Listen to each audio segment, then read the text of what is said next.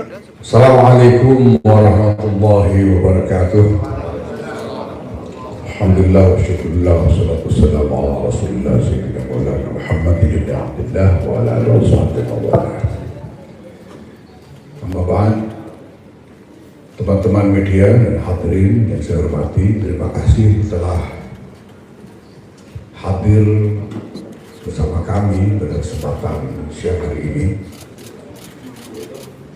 Sebagaimana yang kita semua tahu, masyarakat juga tahu bahwa pada tanggal 21 Desember yang lalu, hari Ahad, telah berlangsung musyawarah yang dilaksanakan bersama-sama dengan para sesepuh mustasyar pengurus besar Nahdlatul Ulama. Kita semua tahu siapa saja yang hadir, dan juga dari perwakilan PWMU dan PCNU seluruh Indonesia beserta para pengasuh pesantren di seluruh Indonesia.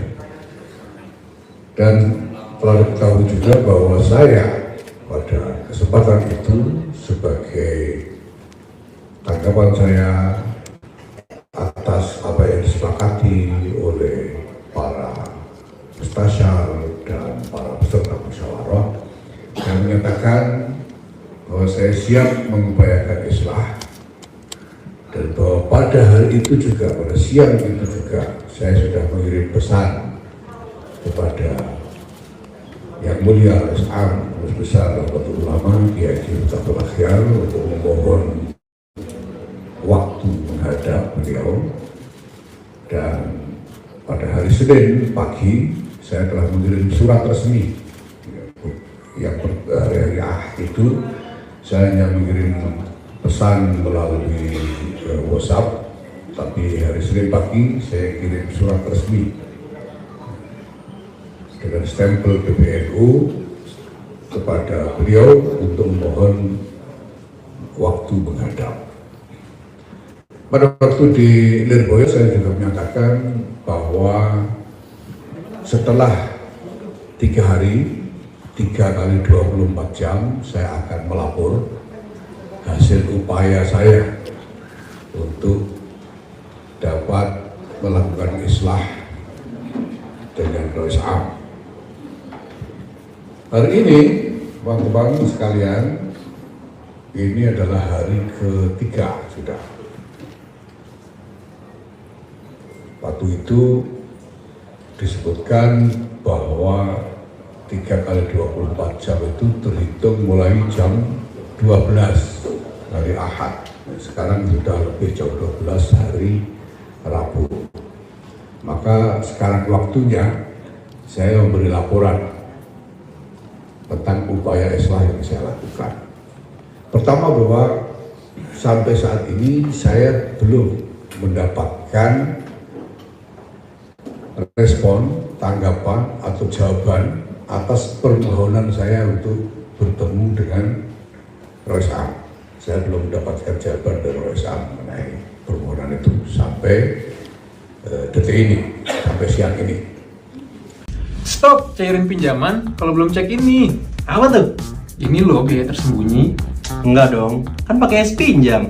S-Pinjam bunga hariannya mulai dari 0,07% tanpa ada biaya tersembunyi. Yuk aktifasi sekarang.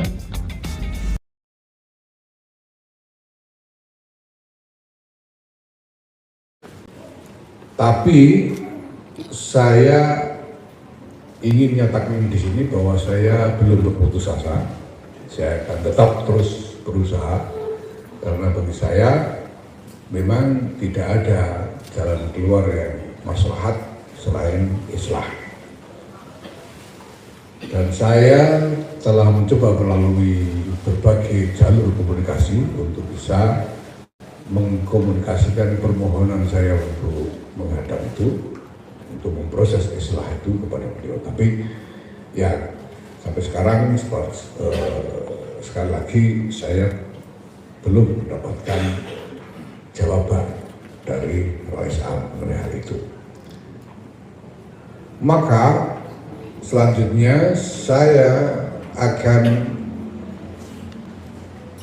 berkomunikasi dan berkoordinasi dengan segenap pengurus wilayah NU dan pengurus cabang NU seluruh Indonesia. Saya akan segera memproses komunikasi ini, melakukan koordinasi dengan semua, dan kemudian berembuk dengan segenap PWNU dan PCNU seluruh Indonesia itu mengenai langkah-langkah apa yang akan kita tempuh bersama, untuk menyelesaikan permasalahan yang sedang kita hadapi saat ini. Jadi ini sudah hari ke hari, jam ke jam kita melakukan ikhtiar, dan segera kita akan melakukan koordinasi dengan PWN dan PCNU seluruh Indonesia, termasuk juga PCI, pengurus cabang istimewa NU di seluruh dunia, karena kita punya sekitar 20-an PCI NU di seluruh dunia. Nah, selanjutnya kemarin kita juga mendapatkan pernyataan dari Rois Am yang disebut sebagai tabayun oleh beliau, dan ditayangkan juga secara audiovisual oleh salah satu channel berita. Nah, karena itu saya juga merasa terpanggil untuk memberikan tanggapan terhadap pernyataan Rois Am yang sudah disiarkan tersebut. Nah, saya sudah menyiapkan satu teks pernyataan yang terus terang memang ini tidak saya susun sendirian, tidak saya ketik sendiri, tapi ini merupakan hasil diskusi dengan segenap jajaran PBNU. Tapi isi pernyataan ini sepenuhnya adalah tanggung jawab saya pribadi. Kenapa saya mengajak berembuk dan berdiskusi dengan teman-teman dari jajaran PBNU? Karena beliau semua ini adalah juga saksi-saksi dan pelaku-pelaku yang tahu betul bagaimana proses semua ini berjalan dari waktu ke waktu, dari titik ke titik, sehingga mereka semua mengerti betul sebetulnya apa yang sedang terjadi. Nah, maka saya akan bacakan saja surat pernyataan yang sudah saya siapkan ini. Surat pernyataan nomor 4937 /PB.23 (A) 2 Romawi .07.08 /99 /12 /2025. Tanggapan atas tabayun Rois Am dengan tema menjernihkan masalah, menatap masa depan. Bismillahirrahmanirrahim. Assalamualaikum warahmatullahi wabarakatuh. Setelah mencermati dokumen tabayun Rois Am dengan niat tulus untuk menjaga keutuhan jamaiyah, saya merasa perlu menyampaikan tanggapan sebagai berikut. Pertama, bahwa serangkaian peristiwa dan surat menyurat yang diuraikan oleh Rois Am sesungguhnya masing-masing memiliki konteks yang tidak dapat dipisahkan satu sama lain. Jika kita bersedia melihat dan memahami keseluruhan konteks tersebut secara utuh dan jujur, maka akan tampak dengan sangat nyata bahwa keputusan rapat harian Suriah di Hotel Aston pada 20 November 2025 dan seluruh keputusan turunannya hingga klaim penetapan pejabat ketua umum adalah tindakan yang tidak memiliki dasar, bahkan bertentangan dengan anggaran dasar dan anggaran rumah tangga atau ADART, dan dengan sendirinya batal demi hukum. Oleh karena itu, sebagai mandataris muktamar yang bertanggung jawab untuk menjaga konstitusi Jam'iyah, saya menolak keputusan tersebut dan seluruh produk lanjutannya, bukan karena kepentingan pribadi, melainkan demi menjaga marwah dan tatanan organisasi yang kita warisi dari para muassis. Kedua, terlepas dari semua dinamika yang telah terjadi, saya tidak ingin perpecahan ini berlarut-larut dan merusak rumah besar kita, Nahdlatul Ulama. Energi kita terlalu berharga untuk dihabiskan dalam perselisihan. Untuk itu, saya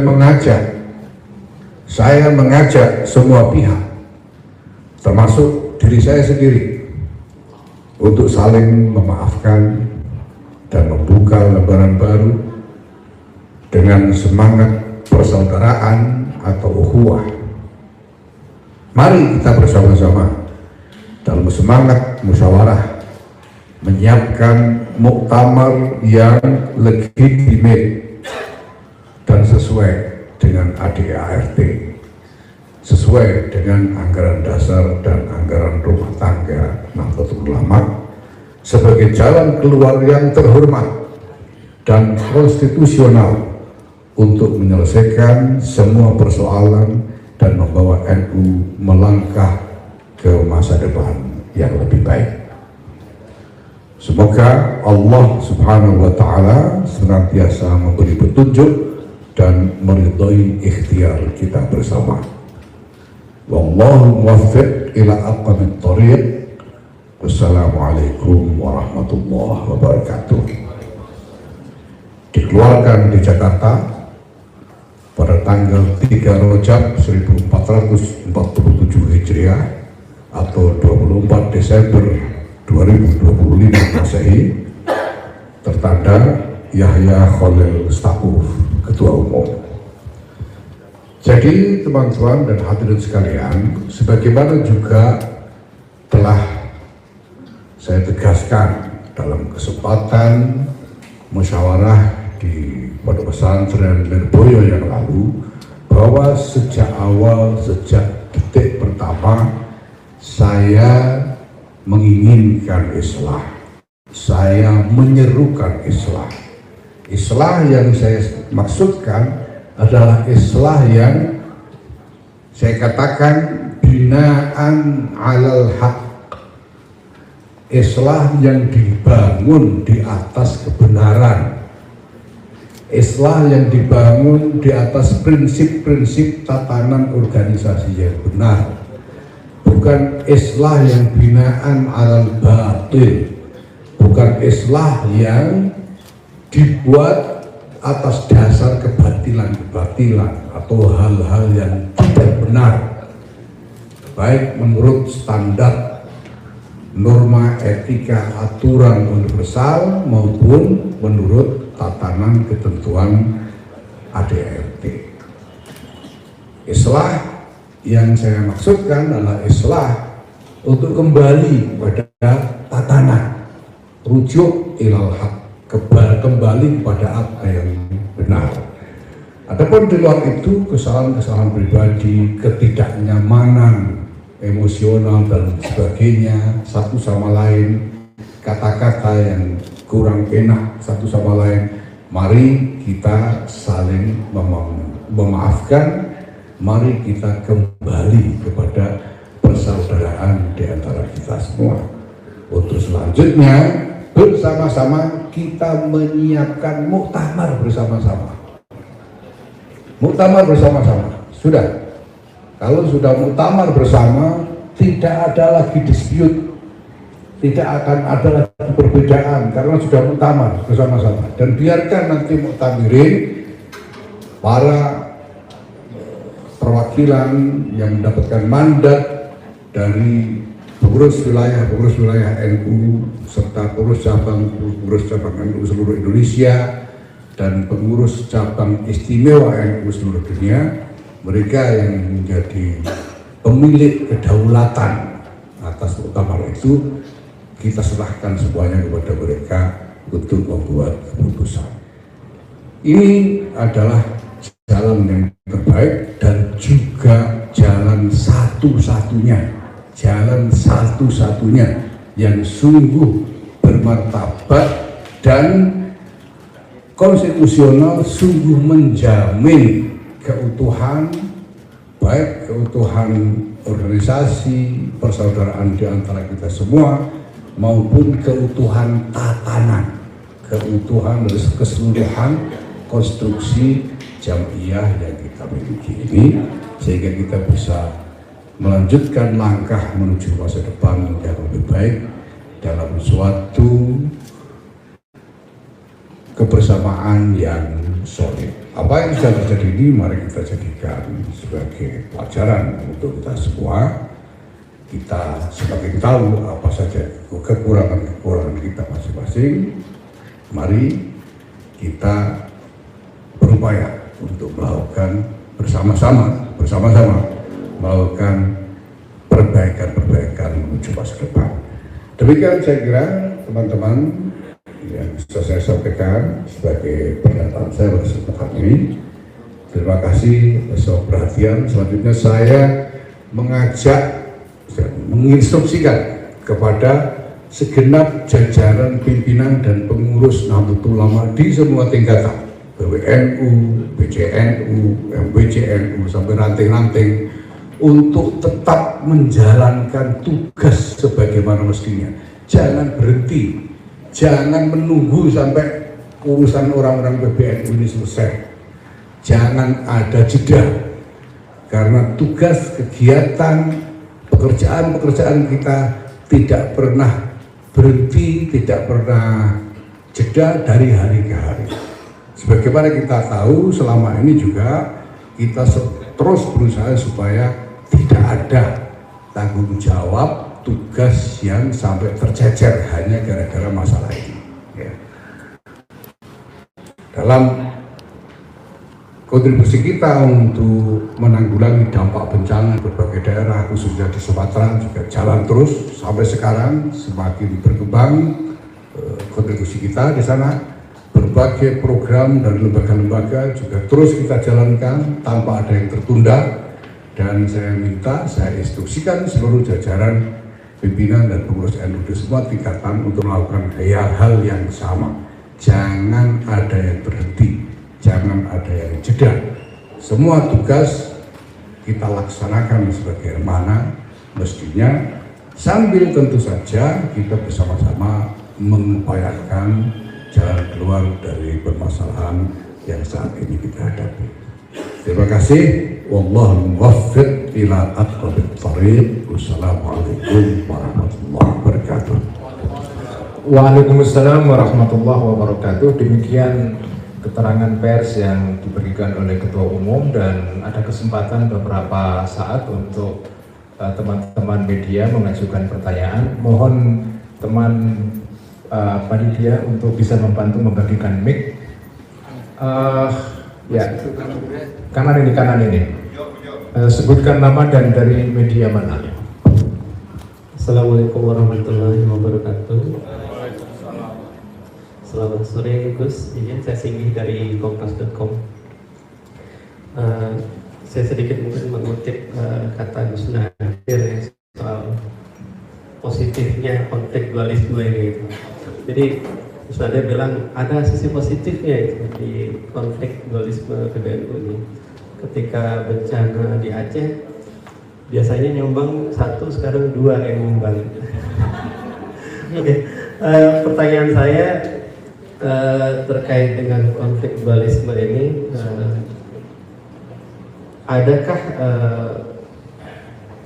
hambatan itu atau mulai terlihat itu tantangan-tantangan khususnya di PWNU yang ada di seluruh Indonesia untuk melakukan kegiatan akibat terjadinya dualisme ini. Kemudian pertanyaan kedua saya, mohon maaf kalau ada redundansi atau pengulangan dari pertanyaan saya kedua ini. Santer terdengar kalau konflik ini kan berkaitan dengan tambang, bahkan ini pernah juga dibahas di Ciganjur kemarin tanggal 20 waktu Gus Yahya kena roasting Mbak Inaya. Jadi adakah mungkin terpikir Gus Yahya bahwa untuk melepas dari inti masalah ini untuk mengembalikan saja ini konsesi tambang ke pemerintah karena ini yang menjadi penyakitnya. Nah yang ketiga, karena sebentar lagi teman-teman kita, saudara kita yang Nasrani akan merayakan Natal, mungkin ada ucapan dari Gus Yahya. Terima kasih. Assalamualaikum warahmatullahi wabarakatuh. Waalaikumsalam. Monggo, betul. Terima kasih. Pertama mengenai hambatan karena dualisme itu ya. Saya tidak melihat ada kendala yang tercipta karena itu sama sekali terkait dengan tugas-tugas, program-program dan pekerjaan-pekerjaan dari jajaran pengurus sampai ke tingkat yang paling bawah. Soal misalnya kontribusi kita untuk penanggulangan bencana misalnya ya kita kan bukan cuma kontribusi datang lalu foto sambil membawa tulisan sumbangan sekian, misalnya kan tidak cuma gitu. Kita ini mengirim tim dengan ukuran yang cukup besar ya. Kita kirim tim untuk bekerja di lapangan dan seterusnya gitu. Ya.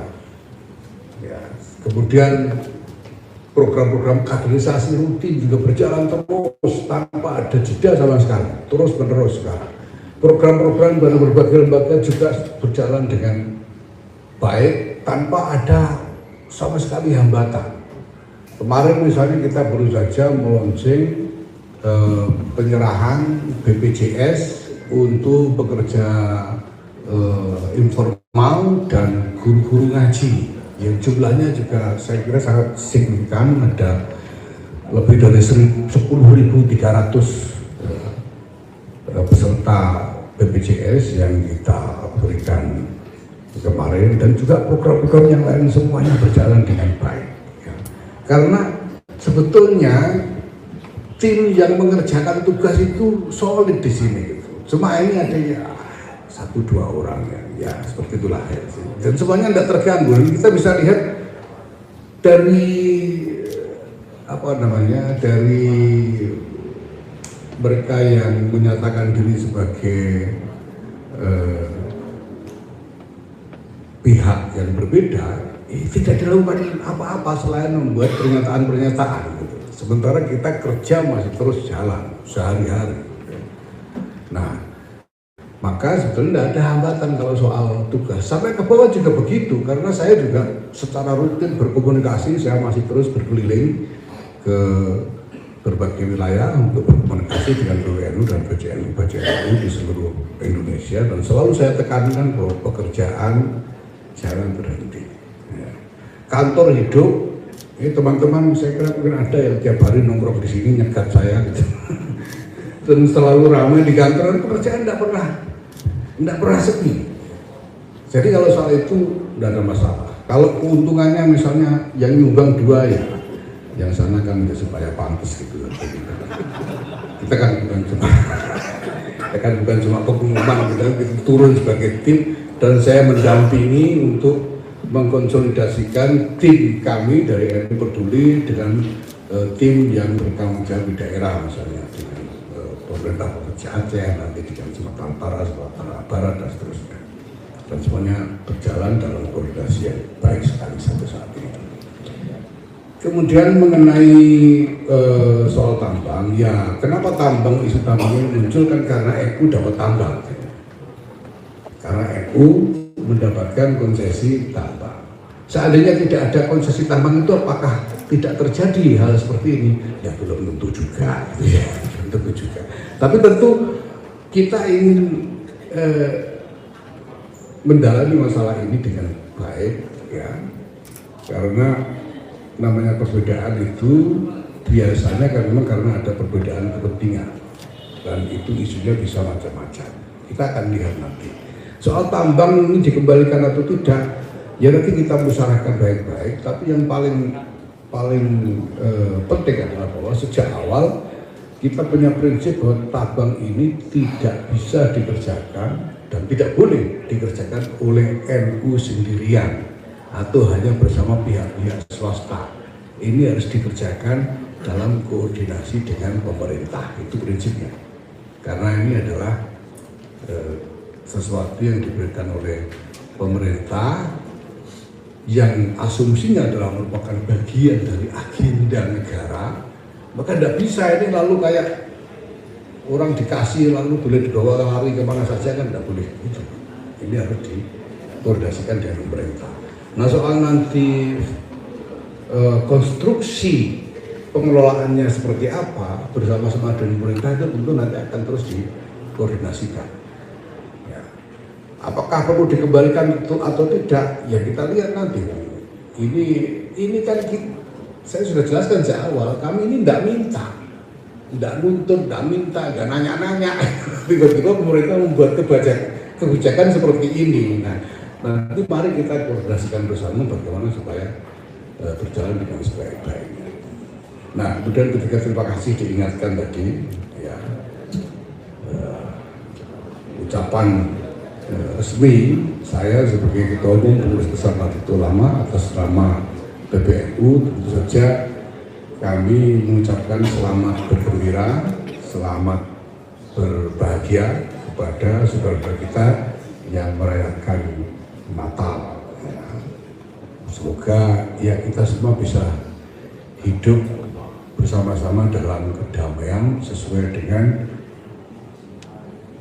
kesepakatan konsensus kita sebagai satu bangsa untuk bersaudara bersama-sama lepas dari perbedaan apapun, dan juga sebagai saudara sesama umat manusia yang hidup di atas bumi yang sama, yang harus kita rawat bersama-sama, harus kita hidupi bersama-sama. Mari kita membangun kedamaian yang sejati di antara kita semua.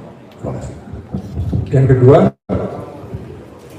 ya silakan Mbak. Itu. Izin Gus, perkenalkan saya Raihanah dari inlah.com. Ada 2 pertanyaan yang ingin saya tanyakan. Yang pertama tadi kan dari kubu Gus saya sendiri sepakat untuk islah gitu kan, untuk menindaklanjuti ultimatum dari Lirboyo gitu. Jika memang nantinya islah maupun MLB tak terlaksana, yang dimana akhirnya ultimatum Lirboyo ini tidak ada dipatuhi gitu, kan nantinya akhirnya keputusan diambil oleh Mustasyar PBNU. Mungkin dari kubu saya sendiri bagaimana? Terus kedua, Gus izin agak terlebih kembali, ini terkait tata kelolaan keuangan gitu kan. Ini beredar juga data bahwa PBNU tercatat terdapat 3 kali transfer gitu kan, sepanjang 2025 dengan nilai masing-masing itu cukup besar. Transaksi ini tuh ditransfer kepada 2 lembaga yang berbeda, yaitu Home of Divine Grace dan Leap for All Foundation. Terdapat juga wacana transfer ke anggaran yang diajukan oleh Center for Shared Civilization Values atau CSCV untuk membiayai 4 konsultan AKN NU. Ini apakah tata kelola keuangan yang buruk ini yang akhirnya dari kubu Syuriah ini mencopot Gus saya gitu dari ketum PBNU? Mungkin itu saja. Terima kasih. Baik, terima kasih untuk yang pertama ya. Saya sudah nyatakan dengan tegas di Lirboyo bahwa saya menghormati, menjunjung tinggi arahan-arahan dari Mustasyar. Nah, tapi tentu saja kita tahu bahwa di dalam konstruksi organisasi pemegang kedaulatan atas organisasi ini adalah para pengurus wilayah dan pengurus cabang Nahdlatul Ulama. Itu sebabnya tadi saya katakan bahwa sesudah saya dengan sungguh-sungguh, dengan bekerja keras sekali, dengan upaya-upaya yang terus-menerus dan melalui berbagai macam saluran komunikasi yang mungkin mengupayakan islah, memohon pertemuan dengan Rais Am, walaupun sampai sekarang belum mendapatkan jawaban dari beliau, saya akan segera berkoordinasi dengan seluruh jajaran PWNU, PCNU, dan PCINU yang ada di seluruh Indonesia dan di seluruh dunia. Dan kemudian kita diskusikan apa langkah-langkah selanjutnya untuk menyelesaikan masalah ini. Dengan catatan bahwa tentu saja saya pribadi belum berputus asa mengenai islah ini. Ya. Kalau sekarang belum ada jawaban dari RSAM, ya mungkin nanti sore, nanti malam, mungkin besok pagi akan ada jawaban. Kita tetap menunggu karena tetap jalan yang terbaik adalah islah. Tapi tentu saja sekali lagi adalah islah yang dibangun di atas kebenaran, islah binaan alal haq, yaitu yang sesuai dengan tatanan organisasi, dan itu berarti adalah menuju muktamar bersama tanpa ada jalan alternatif yang lain. Muktamar bersama, satu muktamar. Nah, kemudian mengenai keuangan, ya ada banyak informasi yang beredar di mana-mana tapi di luar konteks. Pada kesempatan ini tanpa menjelaskan konteksnya. Pada kesempatan ini saya ingin tegaskan bahwa semua transaksi keuangan yang dilakukan di PBNU itu semuanya didasarkan atas landasan-landasan yang sah, landasan-landasan yang dibenarkan oleh hukum, dan juga didukung dengan dokumen-dokumen yang sah menurut hukum. Kalau ada transaksi kemanapun itu pasti didasarkan pada kesepakatan kerjasama yang sah dan didukung dengan dokumen-dokumen yang sah. Dikirim kemanapun itu. Karena soal transaksi keuangan itu kan bukan soal jumlah sebetulnya, tapi soal konteks. Apa bedanya Anda mentransfer uang 10 juta dengan 10.000 rupiah? Kalau Anda mentransfer 10 juta rupiah dengan konteks bahwa Anda minta kepada orang yang menerima untuk membelikan berbagai macam bahan bantuan untuk saudara kita yang terkena bencana, itu jelas sah. Tapi kalau Anda mentransfer 10.000 rupiah kepada seseorang dengan akad sampai minta belikan racun tikus untuk dipakai membunuh seseorang yang lainnya, ini jelas tidak sah. Nah, semua transfer dan kegiatan keuangan yang dilakukan oleh PBNU semuanya didasarkan pada landasan yang sah, yang legal secara hukum, dan didukung dengan dokumen-dokumen yang sah. Dan sejak awal sebetulnya, sejak pertama kali kita mengumumkan susunan PBNU, saya sudah buat pernyataan, silakan dibuka kembali, di browsing, bahwa saya berkomitmen untuk membangun satu sistem manajemen keuangan yang betul-betul auditable secara publik.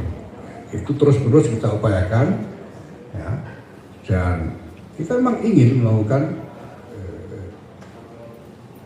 pembenahan sistem keuangan ini sehingga bisa betul-betul sesuai dengan norma-norma manajemen keuangan yang ada.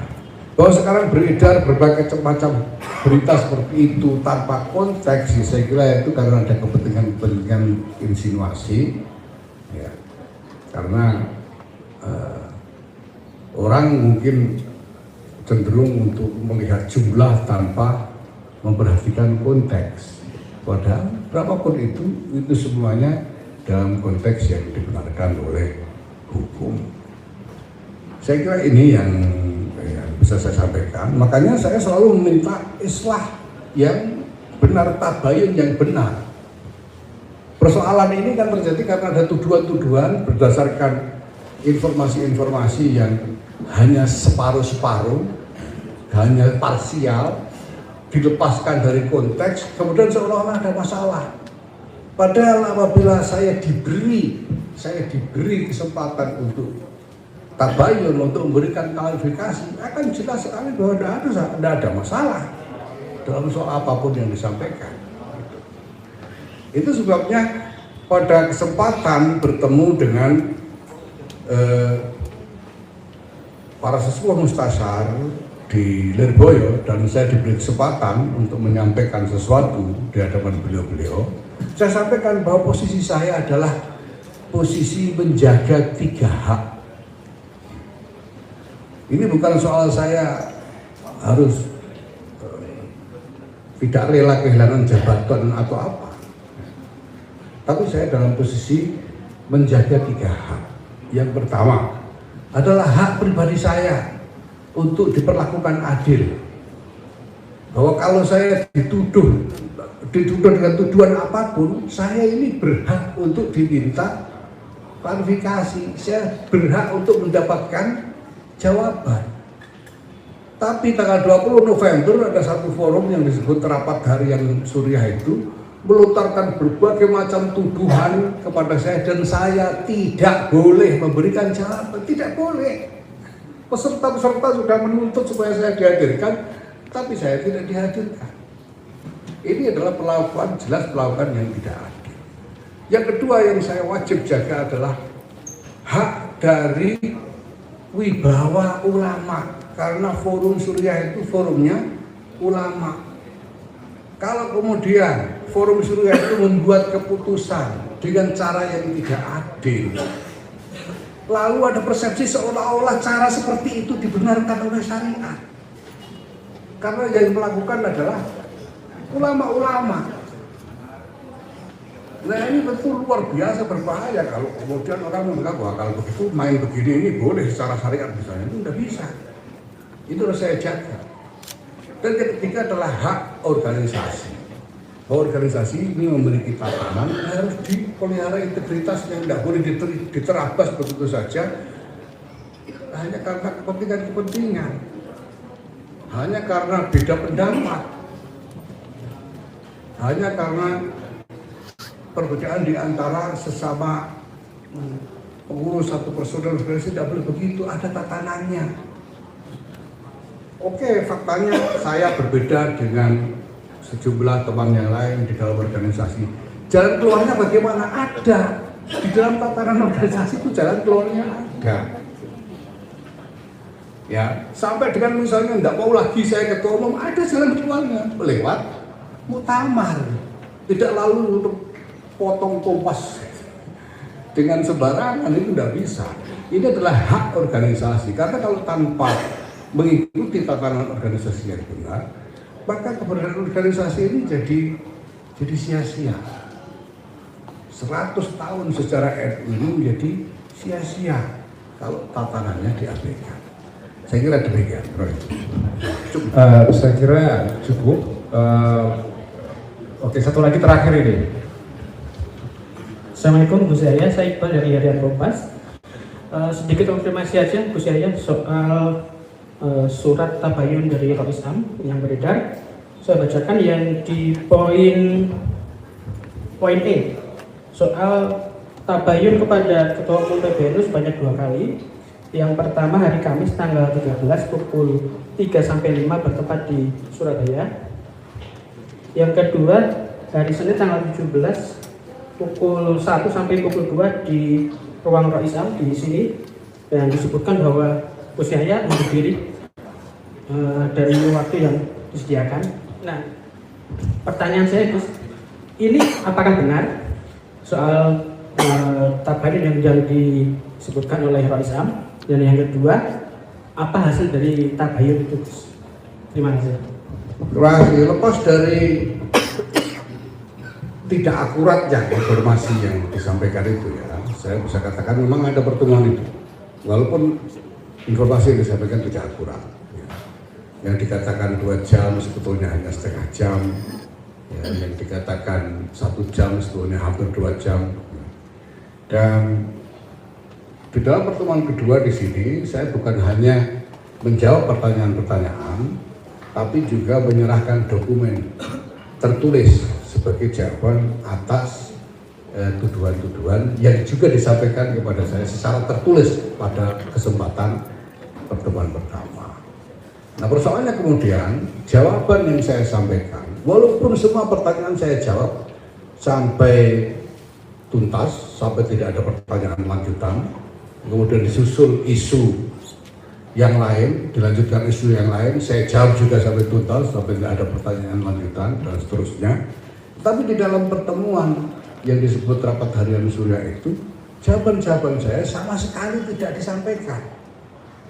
Sama sekali tidak disampaikan, sehingga sama sekali tidak dijadikan bahan pertimbangan. Kembali kepada tuduhan-tuduhan, bahkan ditambah dengan tuduhan-tuduhan baru yang saya tidak tidak bisa melacak lagi bagaimana rangkaiannya itu. Ya. Nah, di samping itu saya diminta datang 4 mata dan tidak boleh membawa saksi apapun. Sehingga tidak ada yang bisa mengkonfirmasi apa yang saya katakan, apa yang beliau katakan, dan seterusnya tidak ada. Karena saya tidak boleh, saya meminta dalam pertemuan pertama ditegaskan tidak boleh mengajak siapapun, harus 4 mata. Dan kemudian ketika ada saya memohon pertemuan lanjutan dan saya memohon untuk bisa mengajak bendahara yang memegang pembukuan supaya bisa memberi penjelasan yang lebih teliti, juga tidak diterima, tetap 4 mata. Dan kalau dikatakan bahwa saya undur diri, itu pertemuan terjadi, saya dipanggil jam 12 siang melalui staf Surya. Jam 12 siang saya harus menghadap. Saya menghadap jam 12 siang dan belum sempat sholat zuhur. Saya sudah masuk ke ruang Rois Am dan saya menunggu beliau sendiri sedang sholat dan seterusnya lebih dari setengah jam, dan kemudian sampai dengan jam 2 lebih saya belum sholat zuhur. Jadi saya bagaimana, saya terpaksa, dan saya sudah serahkan dokumen tertulis sebagai jawaban tentu, dan belum sempat membaca di situ gitu. Dan saya pikir kan kemudian beliau tentu butuh waktu untuk membaca dan mempelajari jawaban saya. Maka saya sampaikan, sementara saya mohon diri dulu ya, nanti kita bisa lanjutkan karena saya belum sholat zuhur. Dan beliau mestinya perlu kesempatan untuk membaca dokumen-dokumen tertulis yang saya sampaikan, karena ya dokumen itu cukup banyak juga karena saya harus teliti.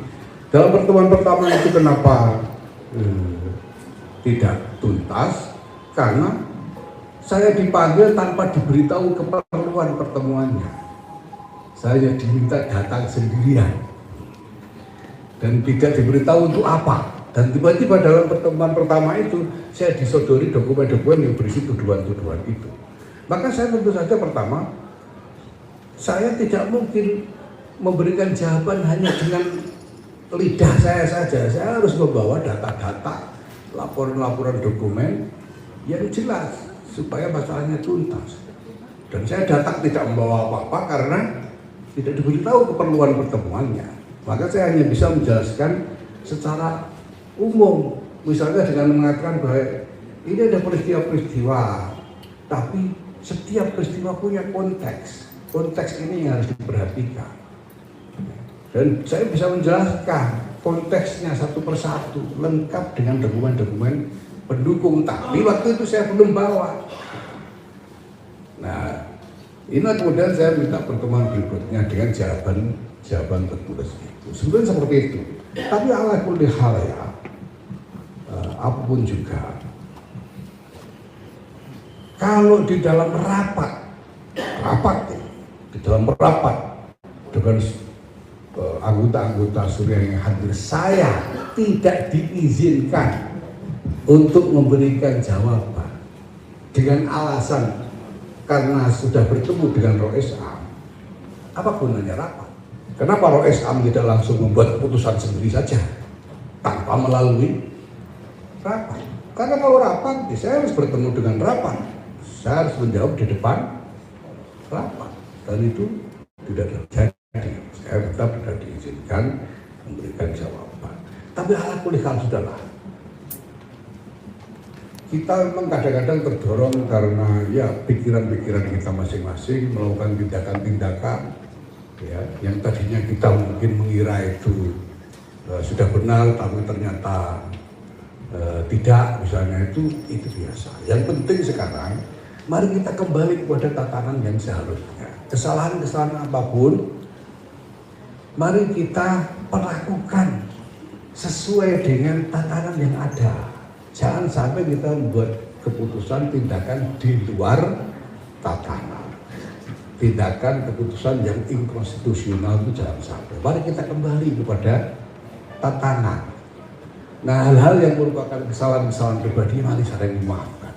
Saya sendiri secara pribadi sama sekali tidak punya katakanlah hambatan psikologis apapun ya, terkait dengan ini. Yang penting sekarang mari kembali bersama-sama. Sudah mari kita rencanakan muktamar, itu saja. Ya, sambil jalan kita berupaya menyelesaikan masalah-masalah yang ada. Kalau ada sisa masalah, kita selesaikan di muktamar sudah. Biarkan nanti PCNU, PWNU, PJNU yang memiliki kedaulatan, biar mereka memberikan pengadilan terhadap masalah apapun yang terjadi selama ini. Ya, saya kira demikian. Terima kasih. Cukup ya. Terima kasih, saya kira cukup. Terima kasih kepada semua teman-teman media yang sudah memenuhi undangan kita. Sampai ketemu di kesempatan rilis yang lain. Dan ya, ini kita ingin menunjukkan dokumen penjelasan tanggapan ketum terhadap Tabayun Roisam. Nanti bisa diambil fotonya.